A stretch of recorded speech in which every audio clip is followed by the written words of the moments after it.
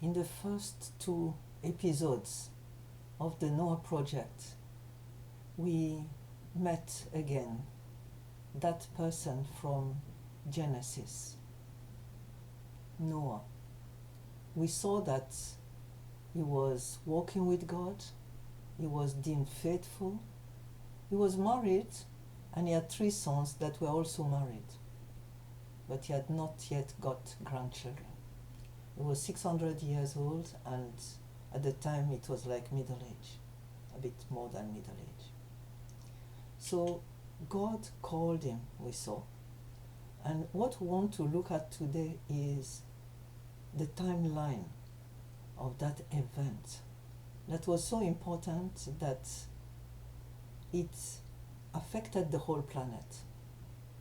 And today it has been proved true, because there are lots and lots of proofs in the ground that water once covered even mountains.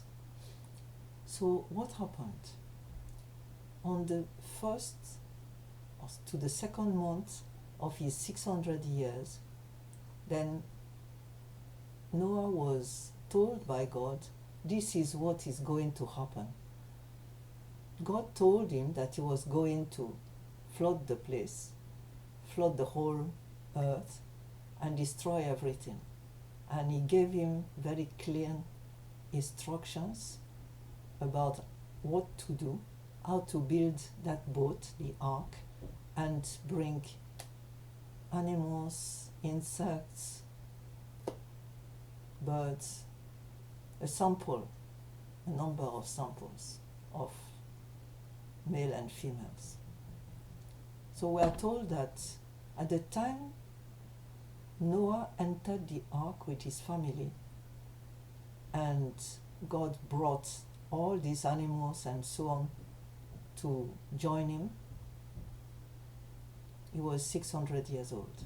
It was the second month, and God banged the door on him. So he was completely enclosed. And then 40 days and 40 nights, water poured and poured and poured. It rained and rained and rained, a deluge. Then after that, for 150 days, water went up and up and up and up and up and covered completely every mountain top. Grew 7 meters above the mountain tops. And then the ark was now floating on the water. Remember, there was no window, and the ark was not made of glass, so you could not see anything through. And the water continued. The ark continued floating and floating and floating until the 10th month. That's 10 months full on the water. Then the ark landed on top of a mountain. But water was still all around. Then on the 11th month, Noah caught a window, probably somewhere on top of the ark, in one of the walls of the ark, and looked at what was going on. Then gradually he saw water going down and sent a crow. And a crow came back and was sent again and came back several times without finding any tree or anything like that, because everything was flooded. Then Noah sent a dove, and the dove came back, not having found anywhere to stop. Then he sent that dove again, and the dove came back with a leaf in the beak. He took her back, then sent eventually that dove, and the dove never went back.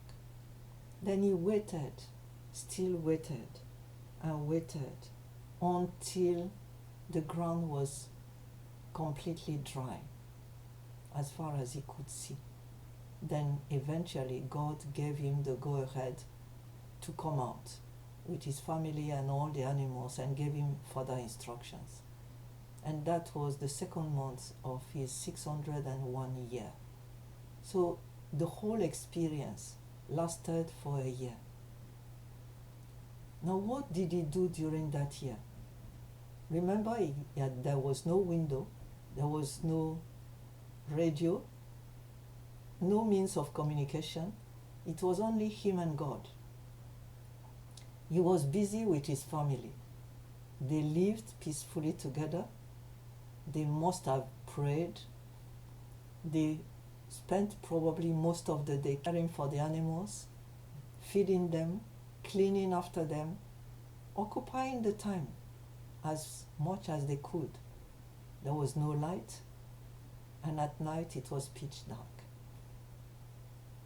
How would you have reacted a year of waiting, not knowing where they were going, and what the earth would look like after that experience? They could not make any plan. They were just hanging on God. And we have all been hanging on God at different times in our life. For 6 years, myself and my husband were hanging on God, waiting for our first child to get better because he was sick, and nothing could be done. No hospital could help. We hung on God for 6 years, and at the end, God said, I've healed him, and he died. And that was healing.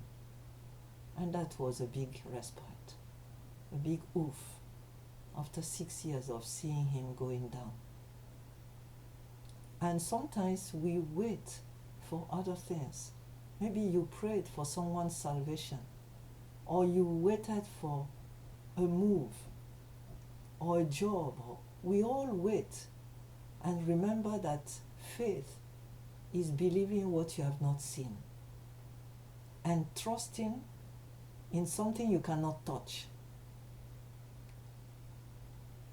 Receiving by faith only, without any proof except that God is faithful and we know it. And thankfully, the more we live with God, the more we experience His faithfulness, the more we can say yes. 2 days ago, 2 years ago, 20 years ago, yes, God has done this and this and that, and we can say that we can rely on Him. Just like if you have an apple tree and it started bearing fruits, then you can rely on that tree to give you fruits in the season. But it doesn't mean that it's easy. So let us take a leaf from Noah. Thank God for that report about his life, and ask God to help us in the waiting. Bless you.